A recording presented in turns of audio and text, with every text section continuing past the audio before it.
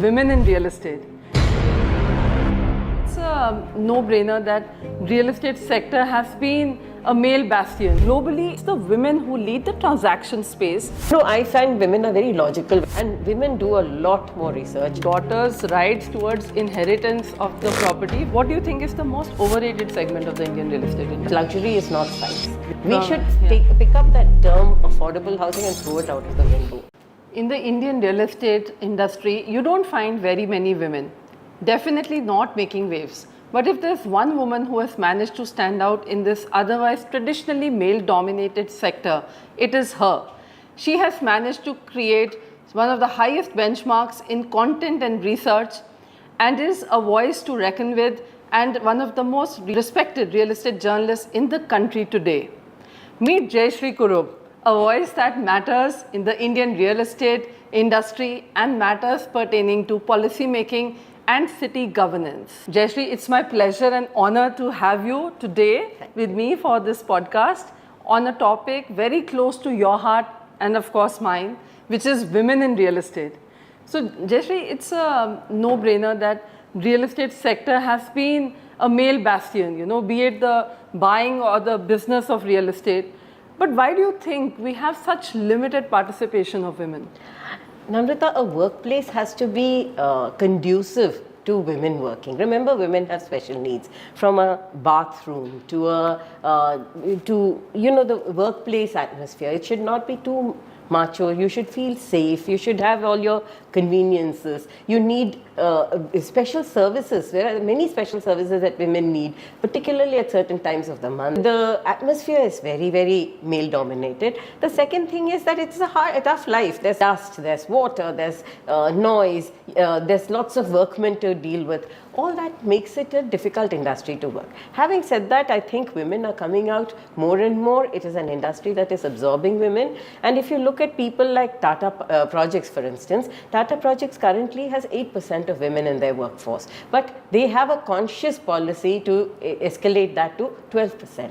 Now, if people like Tata Projects start putting these numbers, all the others start following because they are a leader, right? And if you look at journalism has had very many more women than on the sites. Absolutely. But I think, and many of them have made their mark. You're one of them. There are many others who are doing it. So you see, the thing is that where the women find a safe workspace, and women love to be challenged. I always feel that women they think laterally. You're wired to think, do multitasking, and therefore you can do a lot more. And I think the minute there is safety and there is security, women will come out in larger numbers.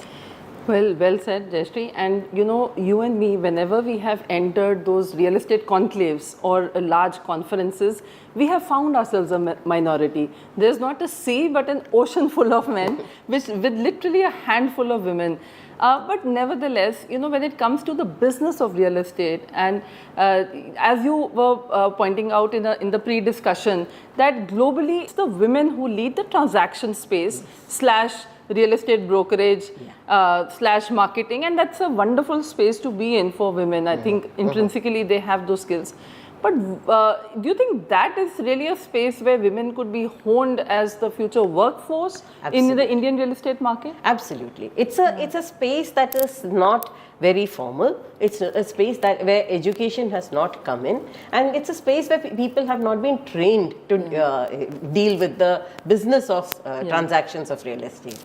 Companies like JLL, Anarock and all that, it's become a more formal sector, and residential real estate is transacting at an all-time high. Yeah. Now, people are very, very comfortable with women dealing with them, and women are very comfortable with this transaction space. I myself have lots of my classmates globally who are working very successfully, running businesses in brokerage globally in Australia, US, UK and so on. So today what you really need is a system the norms do not support you.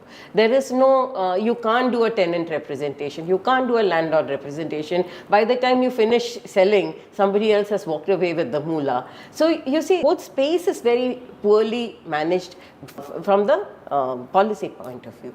The minute policy addresses that, and RERA can do that, if it addresses the brokerage space, I foresee a very large percentage of women coming in. And that will be a delight because, I mean, frankly speaking, for me, if I go and buy, sell, rent property and there's a woman transaction agent, doing that deal, I'll be far more comfortable. Yes. And Jayashree, let's also now focus on home buying segment.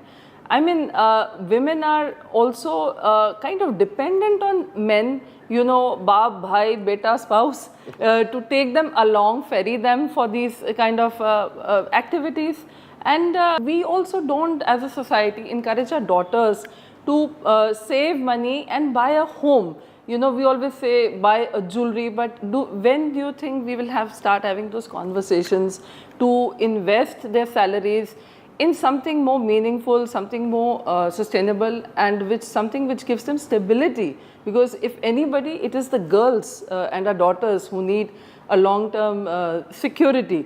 So from that aspect, the aspect of saving from an earlier age, from the early days of your employment, when do you think that those conversations will start, or have they already started? I'll take your first question first, where you said that do women participate in transactions, or are they heavily dependent on men? I think we are still heavily dependent on men when it comes to concluding transactions. But because the entire process has shifted online, a lot of women have started doing their research on their own. In fact, one of the studies that I did when I was in Magic Bricks found that about 55-60% of the start of the process is by women, and it is online.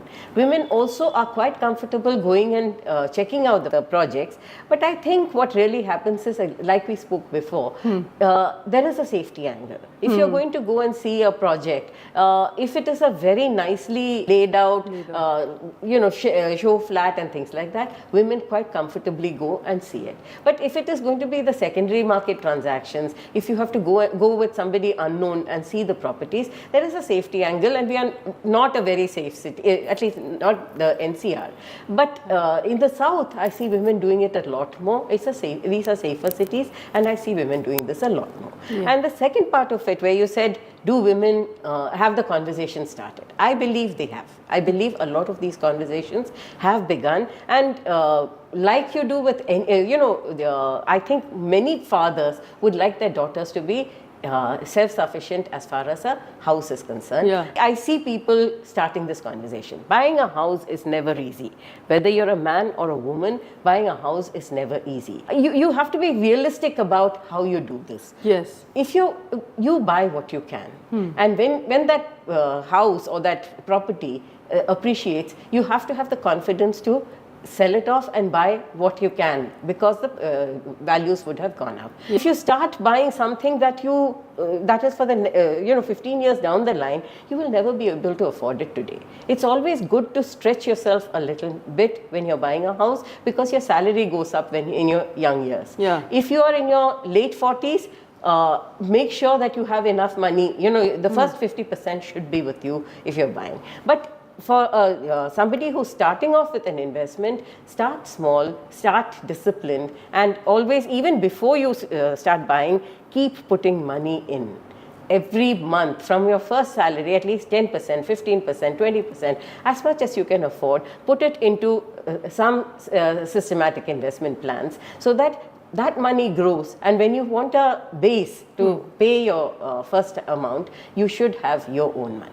So, Jayashree, it's very interesting points, and I'm going to pick up one of the threads that you spoke about, the early starters. Yeah. The young girls who are starting out, what is the right age for them to even start saving money, and what amount, how would they know that what proportion of their salary should typically be going into an EMI? I mean, not more than 40% of your EMI should go into of your salary should go into your EMI. yeah. Because remember, you have other expenses, travel, rent, grocery expenses, and you need at least that much. 40% is an ideal. You can push it up to 50% also. If you're staying with your parents and you have no other liabilities, you can spend maybe even up to 80-90% of your salary in the beginning. But at every point, remember that it's a long-term investment. Can you manage that investment month after month for the next 5 years, 10 years, 15 years? Okay. And if you can realistically do that, then go for it, because otherwise you spoil your credit scores. Yes. Okay, so the consistency of the payments is something that should be borne in mind by our young investors, the women in particular. And you know, it's very nice that the state encourages women to buy property, the properties to be the name of the girls. And what are those different legislations, Jayashree? If you could enlist, it would be very beneficial for the audience to understand that if you're a woman investing in property, what are the benefits that you can expect from the state? Your stamp duty is lower, your registration is lower. If you go for green facilities, then you get an additional tax break. There are many things that you can do as a woman. You don't think bank interest rates are significantly lower? Only in some categories you get, and some states give it to you. But otherwise, I think more or less payouts where they give you benefits, and they encourage you, the woman to have their names registered as the first buyer. Then you get big benefits from that. Okay, that's interesting. This would be incomplete without talking about the rights for inheritance. I mean, women are often brought up with the notion that the property has to stay with the male lineage, and believe it or not, there is this strange notion that the marriage expenses or the dowry portion of the property that a woman is entitled to, and period, nothing beyond that. 2005 amendment which has come to the Hindu Succession Act clearly gives women 50% rights, and of course rights and responsibilities go hand in hand. I'm sure both should look after their parents, not just hanker after the rights. But to put it on context, Jayashree, nobody better than you to tell our audience about what are the daughters' rights towards inheritance of the property which their parents have inherited. The rights are equal. The male child and the female child have equal rights to a parent's ancestral property. There is no discrimination anymore. This is because very many women had the guts to go up and challenge the status quo. The Hindu women's rights were, it has been documented fairly well. The Christian women, Mary Roy, Arundhati Roy's mother, was the first one who challenged it in the High Court, saying that she took her brother to court, saying that I have equal inheritance rights. And today, Christian women, dowry was a big thing in their marriages. But as we go along, I think dowry has actually, educated women have been bypassing the dowry system. Not only women, men also.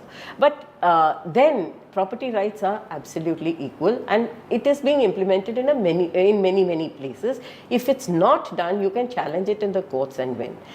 Even Muslim women's rights are being addressed in various courts. There are many judgments which are in favor of the woman, saying that equal rights for inherited property is there.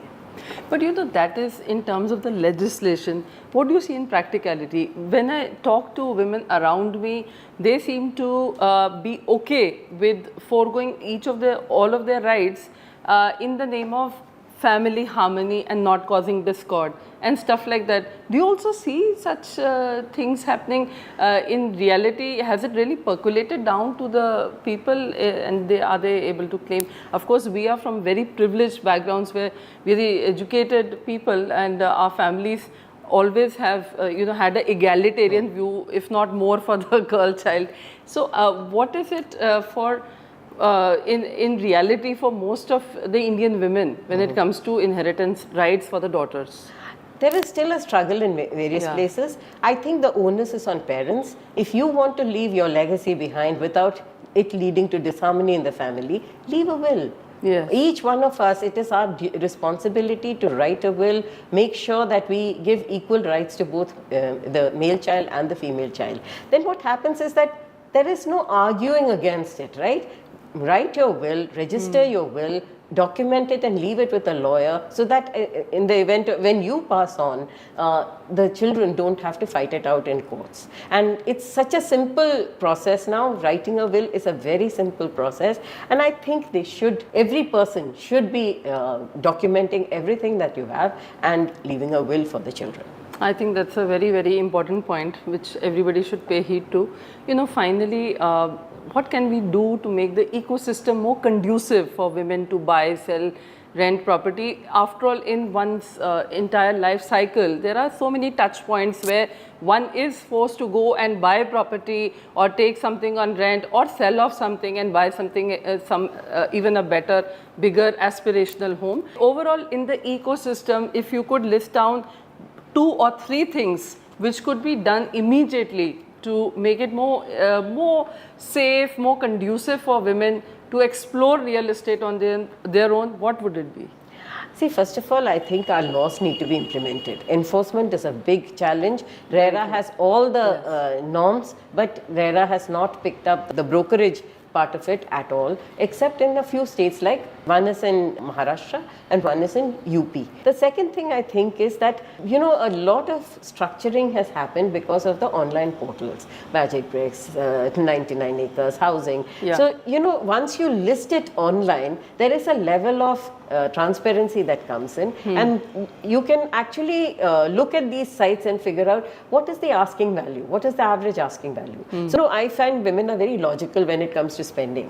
So if you know what others are asking, you know which band you should be demanding the price in, and that helps. And women do a lot more research. So when women do that research, you should make those tools available. I think increasingly most of the portals are making that available. Yeah. Places like Anarock, which is putting out structured data, that also helps women to enter this industry as buyers, as sellers, as there is a growing level of confidence that's happening. What needs to be done is that the norms that we have laid down have to be implemented, and there the onus is on the city governments, which I don't think they're taking seriously at all. There is still a large percentage of black money. I hope that goes away soon, so that women can also transact fearlessly. Yeah, so with tools of data, with tools of technology at their disposal, I think it's online is clearly the safest place for gender agnostic for I think everyone.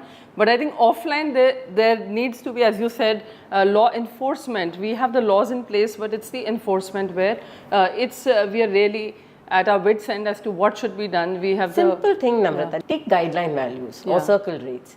Unless the circle rates are in tandem with what's happening in the market, what happens is that if the circle rates are out of sync with the market rates, then you cannot sell your property at the circle rates, because either it's too low or it's too high, and people will then resort to black money deals. And I don't blame the people. I think the onus is on the city to make sure that its guideline values and its circle rates are periodically reviewed, and there has to be some level of synchronization with the market rates. Now, unless those things happen, and that is in the purview of the city governance, which is why as a real estate journalist I moved into city governance, because I feel that what needs to be done today is in the realm of city governance. Okay, wonderful. So at the end of this, Jayashree, we've made a small rapid fire segment, which is all about, as the name suggests, questions to be answered quickly and without applying too much of mind and thought to it. So I just thought to add some fun and spontaneity to the discussion, I wanted to know your heartbeats for, and maybe you can qualify it with some sentence, why you bat for one of the 2 options. So your heartbeats for buy or rent? Depending on the circumstances. In the beginning, I think when you move into a city, it has to be rent. You have to figure out what the rent, which place you would like to stay in. But very rapidly go into a buy, because that first home is the easiest thing to buy. Okay. Your heart beats for under construction property or a ready to move in? Ready to move in every time. The Indian market is still not clean. There may be times when you get it right, but otherwise ready to move in always. Okay. Apartment or bungalow? Apartment. Living in the suburbs or heart of the city? Suburbs. world who has moved to the suburbs. We are only learning the value of suburbs, but I think a suburban living is aspirational. Yeah, and you're living in the suburbs and so happy doing it. So you're speaking from experience. What do you think is the most underrated segment of the Indian real estate industry? Studio apartments. I think studio apartments are a very critical part of any real estate ecosystem, and we haven't got our piece right. Yeah. The smaller the better, and here it's the bigger the better. No, smaller and premium. Premium. With, loaded with all the facilities that make it, smaller does not mean inconvenient living. Yeah. It has to be aspirational, it has to be comfortable, it has to be safe, it has to be secure, it has to be serviced. And that, I think, we haven't got our piece. No, I think small is easier to maintain, sustainable. We keep talking about things like sustainability. That is what sustainable living is all about. Less cost, less energy, less maintenance, and etc. What do you think is the most overrated segment of the Indian real estate industry? The size. I believe that luxury is not size. Yeah. Size is one aspect of luxury, but I would consider luxury, no matter what your size, you can have a luxurious living in every category of living. So I think what we call luxury is only size and opulence and things like that. I believe luxury is all about taking comfort for granted. Wow. I so agree with you.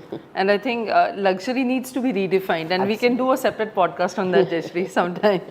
So if you were Aladdin ka jinn, abracadabra, what is the one thing that you would like to change completely about the Indian real estate industry? That it's not only a house that you're buying, it's a lifestyle. Your on-site facilities have to match your off-site facilities, and I would love that jinn to actually wave that wand and say, let me give you good quality water, power, drainage, optical fiber, lifestyle, pollution-free environment. All that matters. All those boxes that need to be ticked to give a good quality of life, not just quality of real estate. Which segment are you betting big on? Where do you think the future of Indian real estate lies? The lower middle income.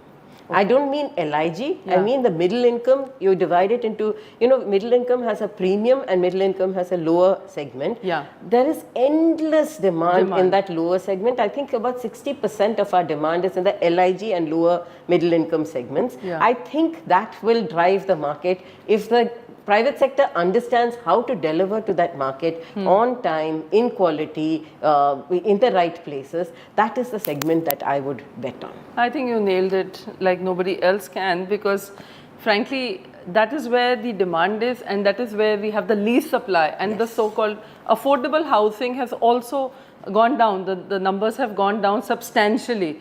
We should pick up that term affordable housing and throw it out of the window. It is such a badly used term.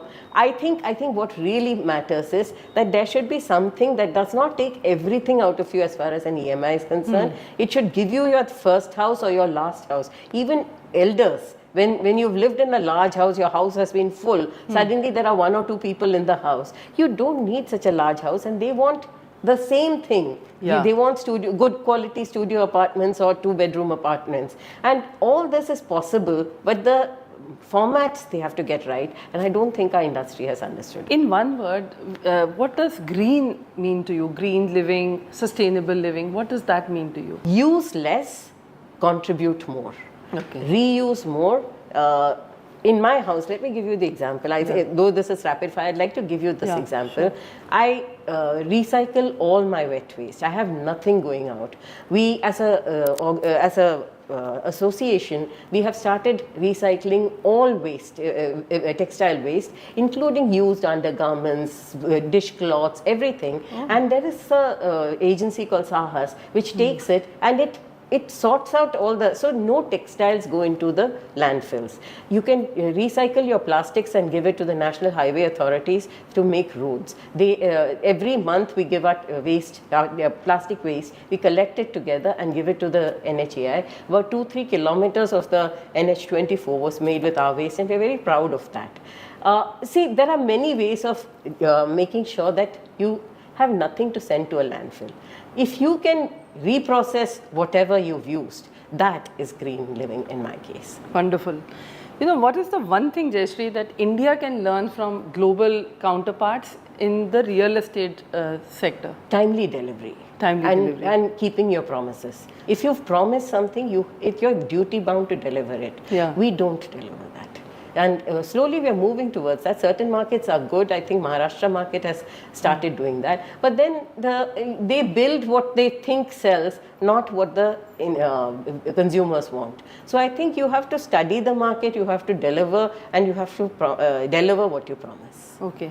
And what is the one thing that we can teach the world when it comes to real estate industry? Sustainable living, actually. Yeah. We are a way more sustainable, we have a sustainable lifestyle traditionally. Yeah. How many times have you seen us reusing cloth? Our dusters were always made out of old cloth. We reprocessed it and used it. Yeah. In the name of modernity, we have let those things go. We go out and buy dusters. But I don't remember my mother ever buying dusters. And I don't remember us using dirty dusters. They were always ready to use, right? Absolutely. We are a reuse, recycle kind of society. And I think we should be proudly teaching the world this. Yeah, and I think it's time to reclaim our roots ourselves, Yes. and then spread the knowledge to the world. Pleasure to have you, Jayashree. You added tremendous value, and I can already see that I have learned a lot from this podcast. I'm sure people will benefit. Thank you so much for your time. Thank you. It was a pleasure coming here. Thank you.